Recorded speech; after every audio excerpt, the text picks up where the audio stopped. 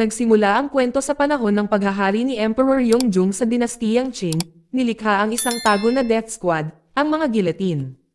Ang kanilang misyon ay alisin ang sinumang nang ahas na sumalungat sa emperador. Sinuportahan ng ganap na kapangyarihan, ang gobyernong Qing ay walang awan na namuno, na dinudurog ang mga tauhan ng Han sa ilalim ng kontrol nito. Bilang tugon, isang napakalaking paghihimagsik ang nag-alab, na pinamunuan ng isang mabangis na rebelde na nagngangalang Tian Lang, na kilala bilang mga herders. Ang kanyang lumalaking hukbo ay nanumpa na wakasan ang kalupitan ng regimes. Isang gabi, habang nakikipag-usap kasama ang kanyang mga tauhan, natuklasan ni Tian Lang ang isang taksil sa kanilang hanay at mabilis siyang pinatay. Ngunit ang pagkakanulo ay nagdulot na ng kapahamakan. Makalipas ang ilang sandali, pumasok ang mga gilatin, sa pangunguna ni Leng at armado ng matatalas na talam na umiikot at pumatay ng walang awa. Ang kanyang koponan ay sina Ma Sen, Hu Wei, Chen Tai, Hu To, Shu, at Buka, bawat isa ay walang awa kung lumaban. Nagkalat ang mga rebelde, ngunit hinabol sila ng mga gilatin, pinatay ang bawat isa maliban kay Tian Lang. Laban sa mga imposibleng posibilidad, lumaban siya, iniiwasan ang kanilang mga pag-atake na may walang kapares na kasanayan. Ngunit ang isang solong slip ay tumama sa kanya. Binaba siya ng isang nakatagong talam. Nalilito kung bakit siya ay buhay pa, nagtanong si Tian ng mga sagot. Walang sinabi si Leng, nahuli si Tian Lang, tinatakan na ngayon ang kanyang kapalaran. Hindi nagtagal, natuklasan ni Tian Lang ang madilim na katotohanan sa likod ng mga gilatin. Hindi lang sila mamamatay tao. Sila ay isang lihim na unit ng mga piling assassin ng Manchu na sinanay upang lipulin ang sinumang sumasalungat sa dinastiyang Ming. Natanggalan ng edukasyon at pagkakakilanlan, sinunod nila ang utos ng emperador ng walang tanong. Binuo sila para sa pagsunod at kalupitan. Kinaumagahan, ikinulong si Tian Lang sa isang piitan ng kastilyo. Sa isang sandali, hinarap siya ni Ling, hinihingi ang mga plano ng mga rebelde. Nanatiling tahimik si Tian Lang, nag-aalok lamang ng mahinahong pagtanggap sa kamatayan. Alam niya kung ano ang darating para sa kanya. Dumating ang araw ng execution. Isa-isang pinugutan ng ulo ang mga bihag na rebelde. Tapos si Tian Lang naman. Ngunit bago pa malaglag ang talam, nagkaroon ng kaguluhan. Bumaba mula sa itaas ang isang nakamaskara na mandirigma. Pinalaya si Tian Lang, hindi lang siya nag-iisa. Isang buong puwersa ng rebelde ang pumasok, nakipagsagupaan sa mga sundalo ng Ming. Nang magsimulang lumiko ang pangyayari, ang mga gilatin ay pumasok sa fray. Inilunsad ni Ma Sen ang kanyang nakamamatay na talam kay Tian Lang. Hinarang niya ito, pagkatapos ay kinuha bilang kanyang hostage. Inutusan niya ang mga gilatin na huminto, ngunit ang mga rebelde ay may huling hakbang. Ang mga nakatagong bomba ay inilagay sa buong lugar. Ang mga pagsabog ay sumira sa lugar na nagpapantay sa bahagi ng lungsod. Nang tumira ang usok, parehong nawala sina Tian Lang at Ma Sen. At nagsimula ang digmaan sa ilalim at ibabaw, kung saan nabili ang katapatan, ang mga pagkakakilanlan ay ninakaw, at ang mga blades ay nagpasya ng katotohanan. Ang dating lihim na sandata ng imperyo ay magiging pinakamalaking banta nito. Samantala sa templo, pinangunahan ni Commander Gong Yi ang seremonya ng kamatayan para kay Ma Sen nang hindi kinukumpirma kung wala na talaga siya. Walang paghahanap, walang tanong. Pagkatapos ay inutusan niya ang mga gilatin na ipagpatuloy ang paghahanap kay Tian Lang. Upang pilitin siyang palabesin, dinakip nila ang isang rebelde na nagngangalang Bailan at hinawakan siya bilang pain. Kasabay nito, ipinadala ni Emperor Qianlong ang kanyang tapat na kawal, si Haido para sa parehong misyon. Isang pagbabalik-tanaw ang nagpahayag ng kanilang pinagsamang nakaraan. Bilang mga bata, napili sina Leng at Haido na samahan ang batang prinsipe. Ngunit nang sila ay tumanda, hinati ng emperador ang kanilang mga landas. Nakatanggap si Haido ng formal na edukasyon at nanatili sa tabi ng prinsipe, habang si Leng ay sinanay na pamunuan ang mga gilatin. Sa kabila nito, hindi nakakalimutan ni Haido ang lahat. Naniniwala siyang karapat-dapat si Ling sa parehong pagkakataon at tahimik na dinala ang kapaaitan na iyon sa loob ng maraming taon. Sa ibang lugar, si Ma Sen ay buhay. Nakakulong sa isang malayong kubo. Saglit siyang pinalaya ng mga bumihag, para lang bugbugin siya at igapos muli. Samantala sa gilatin, itinapon si Bailan sa isang balon at binyantaan ng kamatayan kung hindi matatagpuan si Ma Sen. Ngunit tutol si Haido dahil hindi ito bahagi ng plano, ngunit walang pakialam si Ling.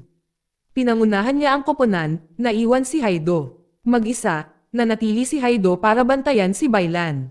Di nagtagal, dumating si Leng at ang kanyang pangkat sa Wuan at nakita si Tayan lang na nag-uusap sa mga taga-nayon na hinihimok silang manindigan para sa kanilang mga karapatan.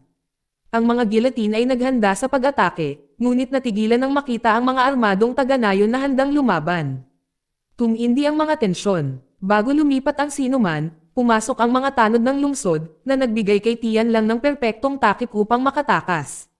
Nang maglaon, tinanong ni Leng ang isang mga ngalakal at nalaman niyang may bumili kamakailan ng baka at isang malaking supply ng pulbura. Natitiyak niyang si Tian lang iyon, at nagpatuloy ang habulan. Sa isang nakatagong kampo, pinalaya ni Tian lang si Masen mula sa kanyang mga pagpigil, ngunit sa halip na pasasalamat, inatake niya ito. Ipinagtanggol niya ang kanyang sarili, ibinaba siya, pagkatapos ay lumayo, na pagtantong tumanggi pa rin siyang pakinggan siya. Samantala, gumala si Shu sa isang maliit na nayon at ninakawan siya. Hinabol niya ang magnanakaw sa bahay at binugbog hanggang sa makita niya ang nagugutom na mga bata. Ngunit nagbago ang isip niya, umatras si Shu, binigyan ng lalaki ng pera, at iniwan ang kanyang imperial na medalya. Sa kabilang banda, dumalo si Leng at ang mga gilatin sa isang papel na palabas na nagtapos sa isang brutal na eksena. Hinihiwa ng isang papel ang binti ng isa pa. Pagkatapos ng palabas, nakakita sila ng mga pulang papel at mga flyer na nakakalat sa paligid. Wala ni isa sa kanila ang nakakabasa, kaya lumingon sila kay Haido. Pinagsama-sama niya ang mga pahiwatig. Ito ay isang nakakode na mensahe mula kay Tian lang, na tumuturo sa isang tindahan na tinatawag na Chu. Mabilis na kumilos sina Leng at Haido. Sa tindahan, nakakita sila ng nabagong nayon. Pinalaya ni Tian lang ang mga lokal mula sa pagkaalipin. Nakatayo sa harap nila, kinundenan niya ang kalupitan ng dinastiya, na tinawag ang mga pagpatay, pang-aapi, at katahimikan. Hinimok niya ang mga tao na bumangon at lumaban. Lumapit si Tian lang kay Leng at ipinatong ang isang kamay sa kanyang ulo, na pumukaw sa mga alaala ng isang brutal na pagkabata. Lumapit si Haido para pigilan siya, ngunit nakialam ang mga taga-nayon. Sa kaguluhan na ito, nakatakas muli si Tian lang. Pagkatapos may isang bata na lumapit kay Leng, nag-abot sa kanya ng sapatos imperial na medalya. Naisip ni Leng agad na ang puppet show, ang putol na binti. Tumakbo siya sa balon kung saan huling nakita si Shu na nagbabantay kay Bailan. Doon niya nakitang duguan si Shu. Naputol ang kanyang binti, siya ay namamatay. Sa sandaling iyon, napagtanto ni Leng na ang puppet na palabas ay higit pa sa libangan. Ito ay isang mensahe, isang babala mula kay Tian lang. Galit na galit, sumugod siya sa puppet theater at pinatay ang puppeteer kaagad. Dahil dito ay nagdulot ito ng galit sa publiko. Nakipagsagupaan ang mga taga-nayon sa mga gilatin sa isang maigting na laban na napilitang umatras ang grupo. Matapos mailibing si Shu, muling nagsama-sama si Leng at ang kanyang pangkat. Ang kanilang susunod na target ay isang malayong pamayanan, nakabukod, may marka ng pulang papel, at puno ng mga biktima ng smallpox.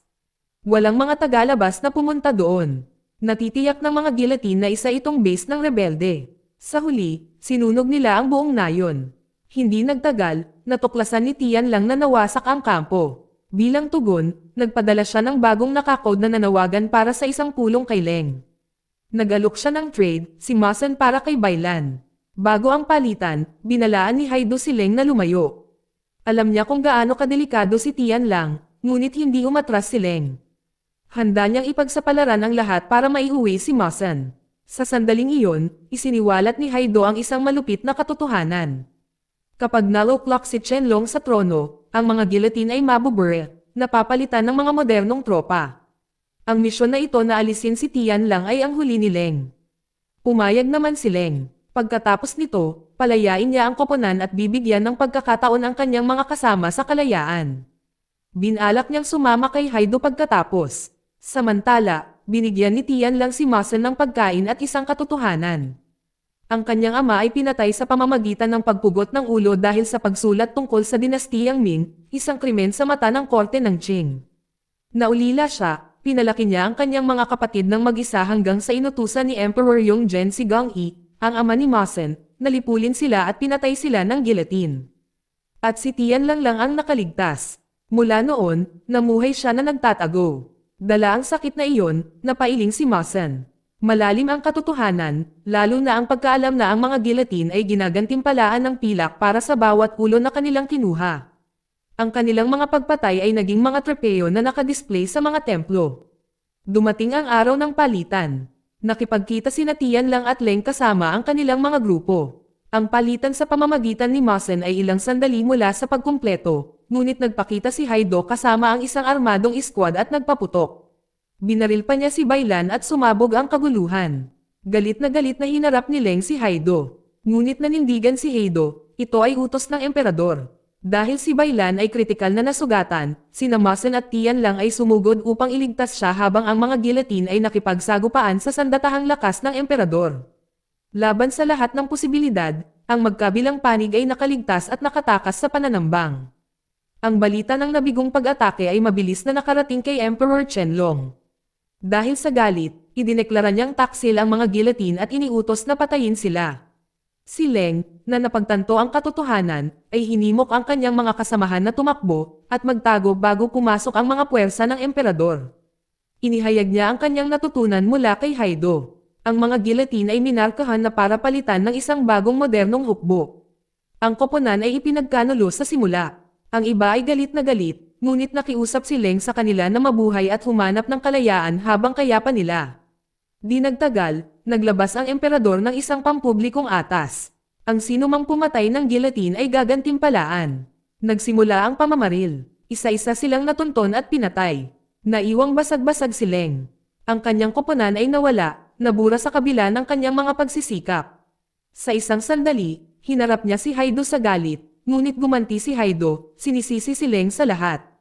Pagkatapos, nang walang babala, binaril siya ni Haido at itinulak siya palabas ng bangin. Nakapagtataka, nakaligtas si Leng. Natagpuan siya ni Tian Lang na halos wala ng buhay at dinala siya sa isang malayong nayon. Doon, napapaligiran ng mapayapang mga taga-nayon, naramdaman ni Leng ang isang bagay na hindi pamilyar ang kapayapaan. Tinanong niya kung bakit siya naligtas ng tulad niya. Simpleng sagot ni Tian Lang. Pinilit niya si Leng, isang lalaking nawalan ng layunin, tulad ng marami pang iba na sinubukan niyang tulungan. Sa tahimik na nayon, muling nakipagkita si Leng kay Masen. Iniwan niya ang mga gilatin para sa kabutihan, piniling manirahan kasama ng mga pastol. Ang karahasang dinadala niya noon ay wala ng lugar sa kanyang puso. Inamin niyang hindi na niya kayang panindigan ang ginawa nila sa mga inosente. Nang maglaon, naupo si Leng kasama si Tian Lang at ibinahagi ang isang katotohanang itinago niya sa buong buhay niya. Hindi siya isang Manchu, kundi isang Han.